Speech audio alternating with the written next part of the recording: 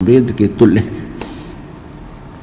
तो जो टीचर, जो संत, जो गुरु धार्मिक इन सदग्रंथों के अनुसार शिक्षा और दीक्षा देता है वो टीचर है।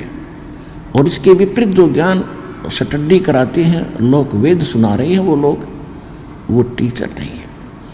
तो आप विद्यार्थी हैं और इस विद्या काल के अंदर आप यदि डीजे पर नाचोगे, गुटी सूटी ला के बकवाद गढ़ोगे, या आप इस माया के जोड़न में ही दिन रात लगे रहोगे, तो आप अच्छे विद्यार्थी नहीं हो। आप जी ने यहाँ पर विद्यार्थी की तरह रहना पड़ेगा। जैसे विद्यार्थी स्कूल में जाता है, उसको जहाँ भी बैठने का स्थान मिल जाता है, चाहे वो किसी भी उच्च अधिकारी या सेठ का बच्चा हो, वह अपने भाई बहनों के साथ बिल्कुल एक आम भगत, आम स्टूडेंट की तरह ही रहता है। इसी प्रकार आप जी ने अपना भाव जब आप सत्संग में आते हो एक बालक जैसा बनाना होगा। चाहे आप कितने उच्च अधिकारी हैं, चाहे कितने आप धनी हैं या निर्धन कितने ही हैं, आप जी यहाँ आते हो तो अपने उस सब अहम को भूल जाना, क्योंकि आप एक भक्त हो। और भक्त में जो लक्षण होने चाहिए वो हमारे शास्त्र के, हमारे आश्रम के नियमों के अनुसार ही चलना चाहिए। तो विद्यार्थी अच्छा है, वो भक्त है। जैसे परमात्मा कहते संत मिलन को चालियो तज माया अभिमान, जो जो कदम आगे रखे ओ हे यज्ञ समान। हमारे को अध्यात्म मार्ग में उभारने के लिए, हमारे को धनी बनाने के लिए, अच्छा विद्यार्थी बनाने के लिए परमात्मा किस किस प्रकार के उदाहरण हमारे को दे रहे हैं कि जिसमें आप सत्संग की तरफ चलो, संत की तरफ चलो, उसमें आपको ना अपने पद का गर्व हो, ना अपने धन का हो, ना जाति का हो। आप ऐसे आए जैसे एक भयंकर रोग पीड़ित व्यक्ति जिस समय वो हॉस्पिटल की तरफ चलता है और वहाँ के लोकल डॉक्टर उसको जवाब दे देते हैं कि आपकी बीमारी हमारे समझ से बाहर है, आप पीजीआई के अंदर या एमएस के अंदर चेक कराइए। तो चाहे वो कितना बड़ा अधिकारी है, चाहे कितनी बड़ी उसकी पोस्ट है, कितना उसका धन है, उस समय उसको अपनी औकात का पता होता है कि अब तेरे साथ क्या बन सकता है।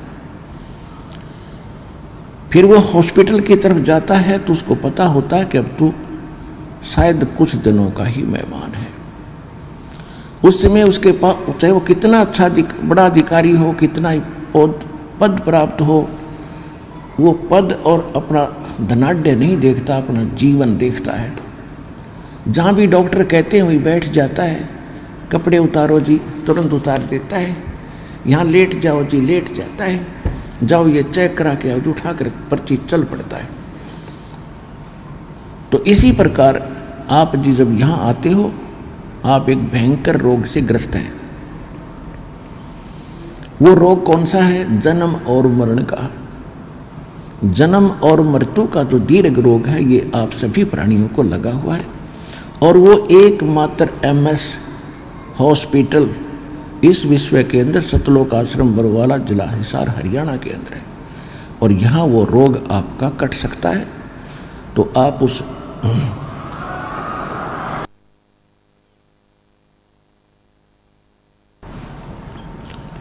और यहाँ आकर भी आपके अंदर नखरे रहेंगे, किसी प्रकार का अहम बकवाद रहेगी,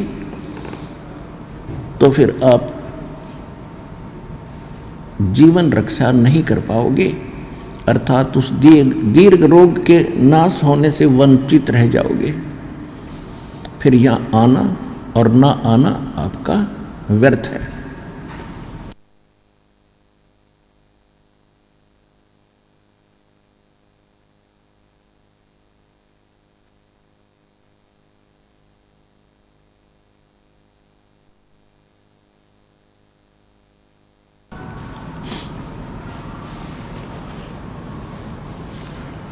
तो परमात्मा कहते संत मिलन को चालियो भाई तजमाया अभिमान, जो जो कदम आगे रखे है ओहे यज्ञ समान। ओहे। तो इस भाव से, अधीन भाव से विनम्र होकर के एक दास बन के देखो, परमात्मा ने स्वयं अपने आप को कबीर दास कहा। क्यों कहा? वो तो साहिब थे, हमारे लिए कहा कि आप जी ने यहाँ किसी भी प्रकार का अहम नहीं करना, अहम करोगे तो मुझे पसंद नहीं। जब हमारे परमपिता परमात्मा किस प्रकार रहे, एक धारणक रूप में, जुल्हाए रूप में, एक शूद्रों की कॉलोनी में, निर्धनों की कॉलोनी में। उसका कारण क्या है कि निर्धन और जो शूद्र कहलाते हैं उनमें एक विशेषता होती है, आधीनी होती है, क्योंकि वो हर तरह से किसी ना किसी वस्तु के भूखे रहते हैं और जहाँ आवश्यकता पूरी नहीं होती वहाँ अधीन होना एक स्वाभाविक गुण बढ़ जाता है। और परमात्मा ये बताना चाहते हैं कि ऊंचे कुल में भक्ति ना होए, नीचा ही कुल दीजिए। और तपिया ने तो जब तप की ना वो लोटिया नाल पतीजे। ऊंचे कुल में दुर्योधन रावण और नीचे कुल में गणका। गणका माने एक वैश्या थी जिसको भगवान ने पार किया उसकी बुराई छुटा के। ऊंचे कुल में दुर्योधन रावण, नीचे कुल में गणका। और गणका भीलनी जब पार उतरगी तो गर्व करियो ना धन का। परमात्मा कहते हैं कि ऊंचे कुल में भक्ति ना होए। जो आज ये मंत्री, मुख्यमंत्री, प्रधानमंत्री, IAS, IPS, जज, वकील बने बैठे हैं, जो इस ज्ञान को सुनना भी पसंद नहीं करते, क्योंकि इन नकली गुरुओं ने इस संत मत में एक हेट, एक नफरत पैदा कर दी और सबके मन में एक धारणा बैठ गई है कि सब ये लुटेरे हैं, इन्होंने अपना धंधा खोल रखा है। तो पुण्यात्माओं, ये स्वाभाविक है। काल ये चाहता है कि इनको इतना कंडम कर दूं कि भक्ति से नफरत हो। और किसी का दोष नहीं मानता दास। जैसे आप कोई वस्तु खरीदने बाजार जाते हो और बाजार के अंदर आप 9 नकली दुकानों पर ठगे जा चुके हो, जिसमें आप कोई कहेगा कि वो दुकान पर ओरिजिनल वस्तु मिलती है, आपका कतई विश्वास नहीं हो। तो आज काल ने ऐसी स्थिति कर दी है, नकली संत बेच के ये अनेकों दुकान खुला रखी है। और ये सतलोक आश्रम बरवाला के अंदर वो ओरिजिनल दुकान है उस परमपिता के सौदा करने की। अब इस पर विश्वास होना थोड़ा बहुत समय लगेगा, लेकिन होगा। सच्चाई तो सच्चाई है, कुछ दिन के बाद हृदय में बैठ जाएगी और सबको विश्वास होगा। ये मानना पड़ेगा कि सब संत एक जैसे नहीं होते।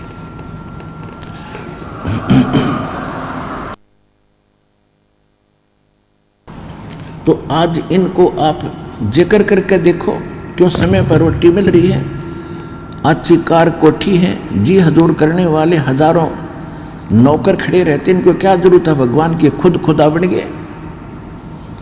सत्संग में आने से जीव को अपनी औकात का पता चलता है कि मैं कौन हूं। और पुण्यात्माओं, जैसे एक प्रधानमंत्री और वो मृत्यु सैया पर अपना टाइम पास कर रहा है, भुगत रहा है किसी भी देश या राष्ट्र का, और पहले वो प्रधानमंत्री था, आज क्या है और आगे क्या होगा। कहते हैं संसा शोक सराय में ये सूतक दिन राती, और जीवित जग में जूते पड़े फिर जम तोड़े छाती। यही बिरान माटी हो लेगी इनकी और आगे यम के दूत इनकी देह तोड़ेंगे। वो ज्ञान इनको है नहीं, क्योंकि हम जैसे दास तो एक बहुत छोटा सा कर्मचारी, एक जूनियर इंजीनियर था, और धार्मिकता भी थी, लेकिन फिर भी अहंकार अहम खूब हो गया था उस छोटी सी पोस्ट का। और जब कभी चर्चा चलती थी भगवान की, क्योंकि हम भी खिचड़ी ज्ञान से रंगे हुए थे, यही मन में आता था कि इसने देखा देखी जाएगी। जब दास को ज्ञान हुआ तो अपने उच्च अधिकारियों को, एसडीओ को, एक्सिन को, अपने साथी जूनियर इंजीनियर्स को या नीचे के जो सबॉर्डिनेट्स थे उनसे कहने लगा कि राम भजो भगवान भजो। तो उनका एक ही जवाब होता था, किसने देखा है, फिर देखी जाएगी। अपने आत्माओं हम सब यहीं फंस गए। अब किसने देखा देखी जाएगी, यह लेकर डूब रही हमारे को। जिन्होंने देखा उन्होंने बताया, आंखों देखा बताया। और जो जैसे कोई अंधा जा रहा है जंगल में, वन में, और आगे एक भयंकर जानवर रहते हैं उस वन के अंदर, शेर, चीते और अन्य बहुत से भेड़िए, ये तो वहाँ के हैं ही, उनका तो घर है। और उस अंधे को कोई आँखों वाला ये कहता, सूरदास आप गलत रास्ते जा रहे हो, इधर मत जाओ, आगे बड़ा भयंकर बियाबान है और भयंकर जानवर तुझे मार डालेंगे, खा जाएंगे, तेरा बुरा हाल हो जाएगा। और वो अंधा यूँ कहे कि किसने देखा देखी जाएगी। अंधे तुझे दिखता नहीं, आँखें वाले की तुम मानता नहीं, तो जाकर देख ले, फिर क्या होगा, वही होगा जो वो बता रहा है। तो ये जितने संत महापुरुष दास, जिनके नाम, शुभ नाम बार बार आपको याद दिलाता है, उन्होंने भगवान को देखा और हमें बताया।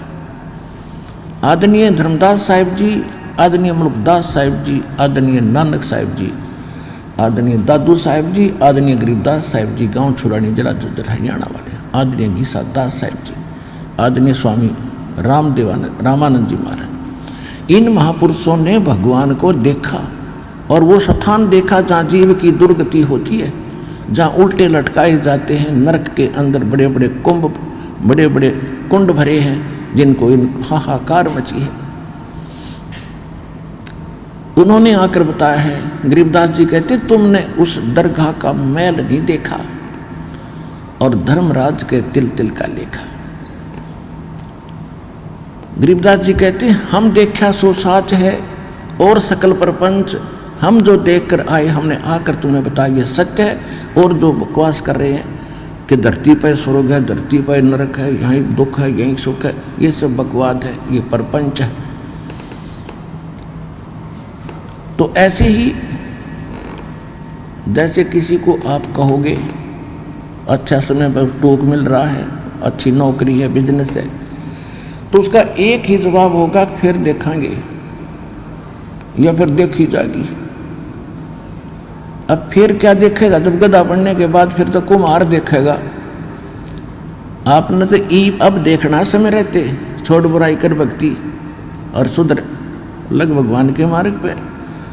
फिर क्या देखा जब गधा बन जाएगा।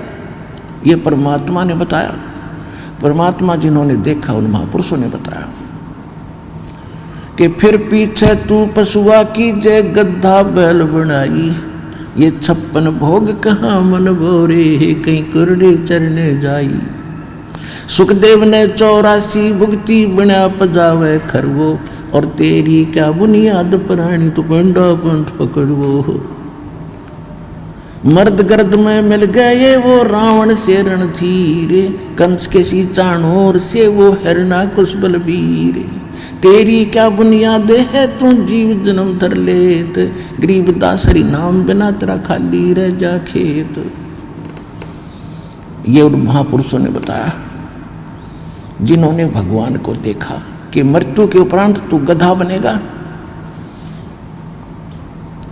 और आहार भी कहीं और करके आओगा जंगल में। टूटी कमर पजावे चढ़े तेरा कागा मांस गिलाई, फिर पीछे तू पशुआ की जय कुरड़ी चरने जाई, और टूटी कमर पजावे चढ़े तेरा कागा मांस गिलाई। पुण्यात्माओं, आज मनुष्य जीवन में क्योंकि विद्यार्थी को माता पिता सभी सुविधाएं देते हैं, स्वयं लोखी सूखी रोटी खाते, उसको अच्छा घी और सब कुछ व्यवस्था करके देते हैं और कार्य से फ्री कर देते हैं कि बेटा बेटी तुम पढ़ो, शिक्षा ग्रहण करो।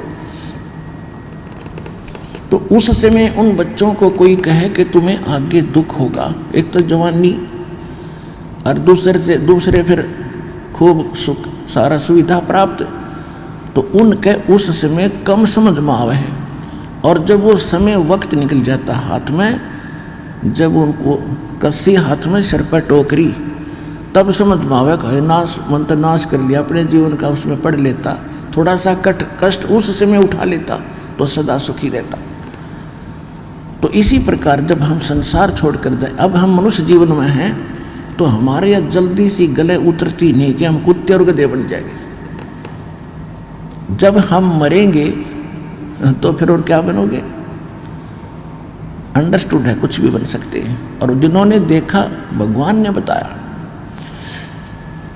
कबीर हरि के नाम बिना ये राजा रसब हो, मट्टी लदे कुम्हार के वही घास ना नीरे कोई। कबीर हरि के नाम बिना ये नार कूटिया हो, गली गली भौंकत फिरे फिर टोक न डाले कोई। बीबी पड़दे रहे थी वो डोडी लगे थी बार, एक अब गात उघाड़े फिरती हैं वो बनकुतिया बाजार। वो पर्दे की सुंदरी सुनो संदेशा मोरे, गात उघाड़े फिरती हैं वो करें सरायों शोर। नक बेसर नक पे बनी वो पैर थी हार हमेले, सुंदरी से कुतिया बनी देख साहेब के खेल।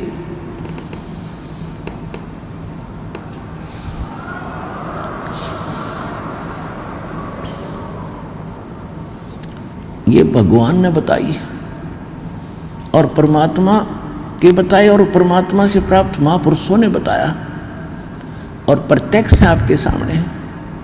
क्या बताते हैं कि जो बड़े बड़े सेठ साहूकारों की औरतें, नवाबों की परिवार, राजाओं के परिवार पर्दों में रहा करते थे, बीबी पर्दे रहे थी और डोडी लगे थी बाहर, कई कई चौकी लगती थी, कोई गैर पुरुष अंदर प्रवेश ना कर जा।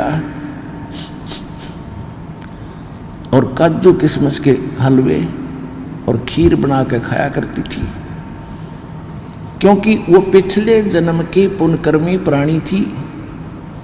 राजा के घर जन्म हुआ, अच्छे घर में जन्म हुआ, अच्छे वर्ष से ब्याही गई और पिछली बैटरी चार्ज थी, आगे चार्जर था नहीं।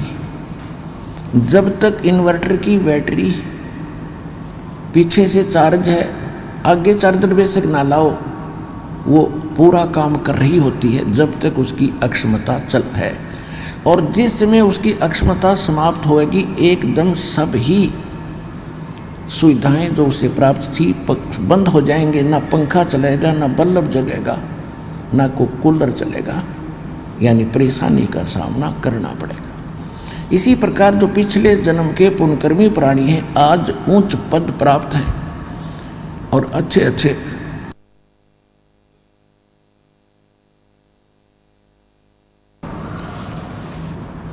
अच्छे बंगलों में रह रहे हैं और भक्ति ना करने से क्या बताया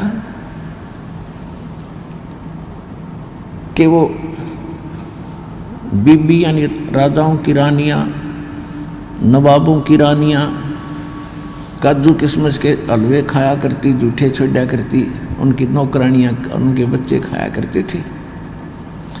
ठीक है, जब तक आपकी जेब में पैसा है और आगे मजदूरी या कोई धंधा आपका है नहीं, तो उसने खो खराब करो, खर्चों ते फेंको, मौज आपकी। जब वह जेब खाली हो जाएगी, बैंक बैलेंस निल हो जाएगा, फिर पता चलेगा आपको उस पैसे की कीमत का। और आगे ना किया, बैंक बैलेंस खत्म हुआ।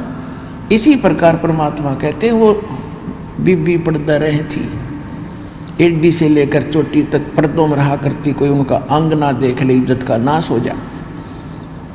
और भक्ति करी नहीं, संत के निकट गए नहीं, सत्संग सुना नहीं। ओए होए,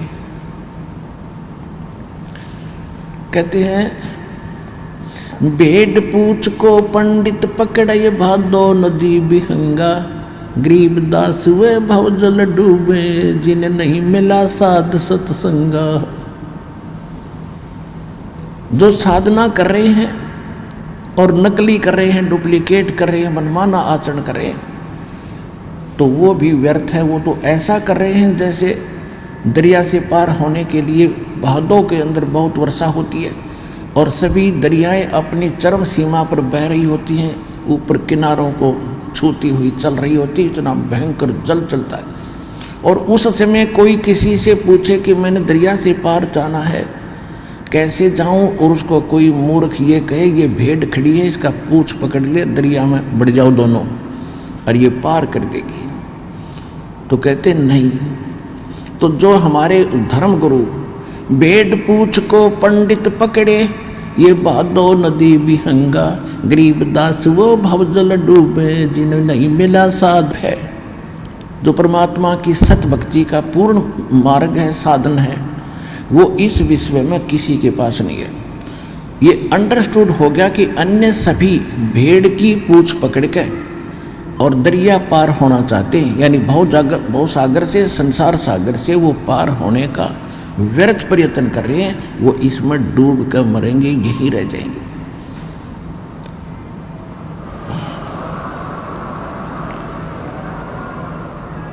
जिनको नहीं मिला साध सत्संगा, यानी संत का जिसको सत्संग नहीं मिला, तो वो यहीं रह जाएंगे।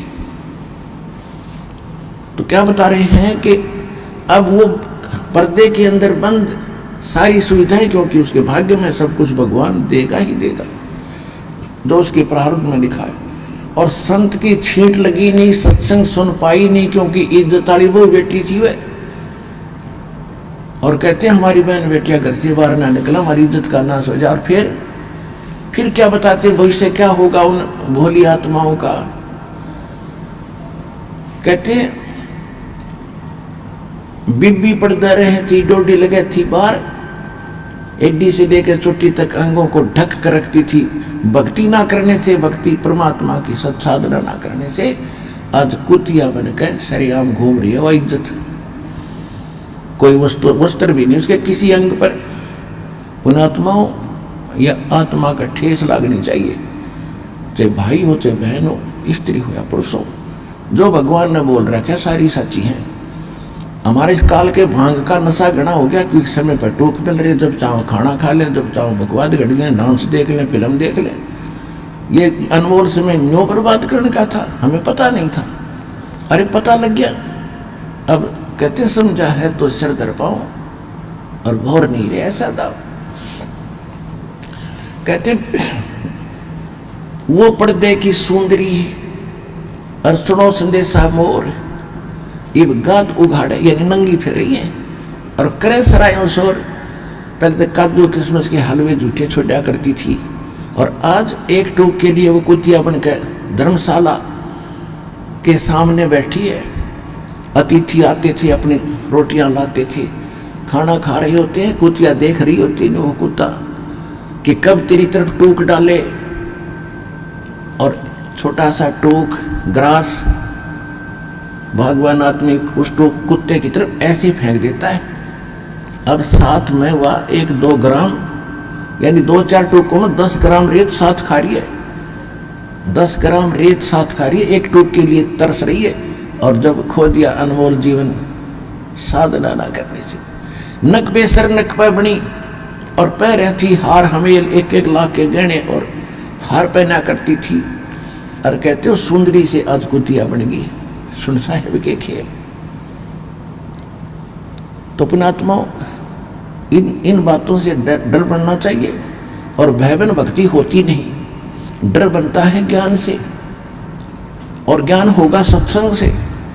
जैसे एक छोटे बच्चे होते हैं, अनजान बालक होते हैं, वो सर्प न पकड़ ले, अगर कहीं खेल रहे हैं और सर्प आ जाए तो दौड़ के उसको पकड़ लेते हैं और उनको डस कर उसका जीवन नाश कर देता है।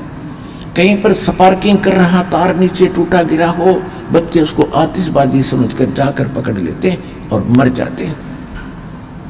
और किसी बोतल में विष रखा हो, छोटे बच्चे उसको लगा कर पी जाते हैं, और जिस समय वो बड़े हो जाते हैं उनको ज्ञान हो जाता है कि ये सर बड़ा भयंकर जानवर है, इस खा जाते डस जैसे मृत्यु हो जाती है। बिजली का ज्ञान होता है कि इसको छू लिया तो मर जाएगा।